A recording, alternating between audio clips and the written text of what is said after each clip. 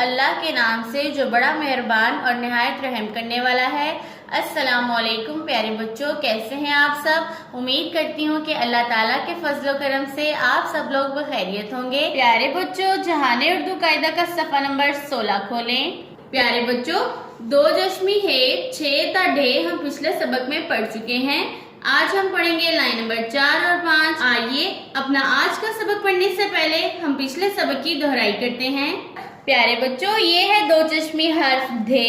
धे की आवाज है ध, धे, ध, धोबी, धे, ध, धागा, धे, ध, धनक, धे, ध, धोबी, धे, ध, धागा, धे, ध, धनक। प्यारे बच्चों, ये है धोबी। धोबी कपड़े धोता है। ये है धागा, धागे से कपड़े सिलाई किए जाते हैं। ये है धनक, बारिश के बाद आसमान पर जो 7 रंग नजर आते हैं उन्हें धनक कहते हैं। ये है 2 चश्मी हर्फ ढे। ढे की आवाज है ढ, ढे, ढ, ढोल, ढे, ढ, ढक्कन, ढे, ढ, ढाल, ढे, ढ, ढोल, ढे, ढ, ढक्कन, ढे, ढ, ढाल। प्यारे बच्चों, ये है ढोल। ढोल शादी पर बजाया जाता है। ये है ढक्कन, इस ढक्कन से बोतल को बंद किया जाता है। ये है ढाल, जंग के दौरान खुद को महफूज रखने के लिए ढाल का इस्तेमाल किया जाता है। आइए इन अल्फाज में मौजूद हरूफ और छोटी अशकाल की पहचान करते हैं। प्यारे बच्चों, धे से बनने वाला सबसे पहला लफ्ज हमारे पास है धोबी। धोबी में सबसे पहले धे, धे के बाद वाव मुकम्मल शक्ल में, वाव के बाद बे की छोटी शक्ल और बे के बाद छोटी मुकम्मल शक्ल में मौजूद है। इन तमाम हरूफ से मिलकर लफ्ज धोबी बनता है। धे से बनने वाला दूसरा लफ्ज है धागा। धागा में सबसे पहले धे, धे के बाद अलिफ, अलिफ के बाद गाफ की छोटी शक्ल और गाफ के बाद अलिफ मुकम्मल शक्ल में मौजूद है। इन तमाम हरूफ से मिलकर लफ्ज धागा बनता है। धे से बनने वाला तीसरा लफ्ज है धनक। धनक में सबसे पहले धे, धे के बाद नून की छोटी शक्ल और नून के बाद काफ मुकम्मल शक्ल में मौजूद है। ये तमाम हरूफ मिलकर लफ्ज धनक बनाते हैं। ढे से बनने वाला पहला लफ्ज है ढोल। ढोल में सबसे पहले ढे, ढे के बाद वाव मुकम्मल शक्ल में और लाम भी मुकम्मल शक्ल में मौजूद है। इन तमाम हरूफ से मिलकर लफ्ज ढोल बनता है। ढे से बनने वाला दूसरा लफ्ज है ढक्कन। ढक्कन में सबसे पहले ढे, ढे के बाद काफ की छोटी शक्ल और काफ के बाद नून मुकम्मल शक्ल में मौजूद है।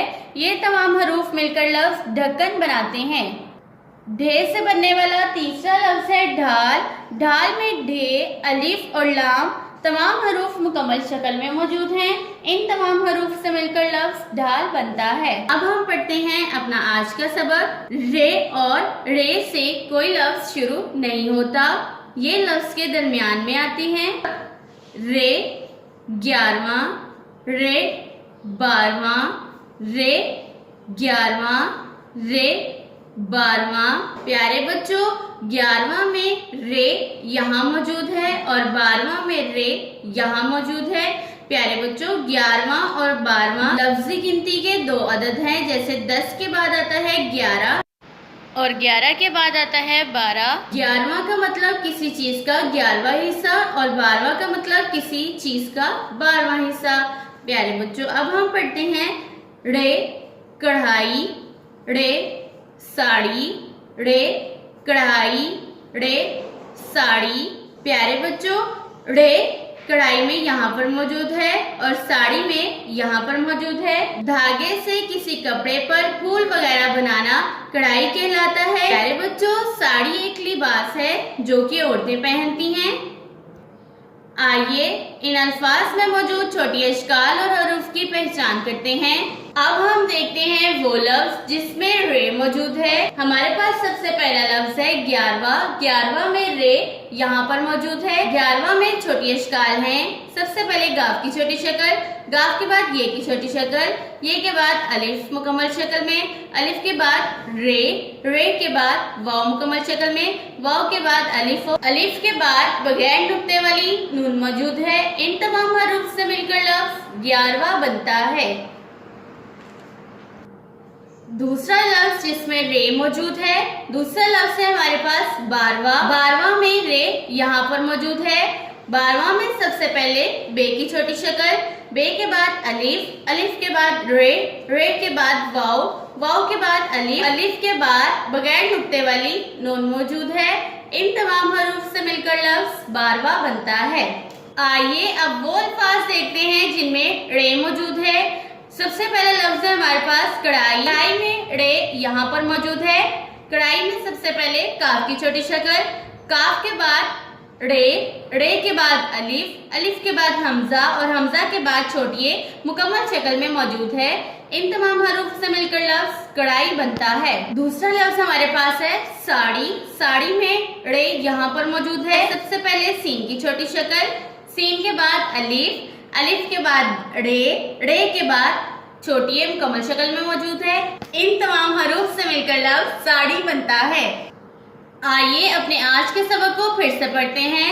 रे 11वां, रे 12वां, रे कढ़ाई, रे साड़ी। प्यारे बच्चों, आज के सबक को बार बार दोहराएं ताकि आपको अच्छे से याद हो जाए। अल्लाह।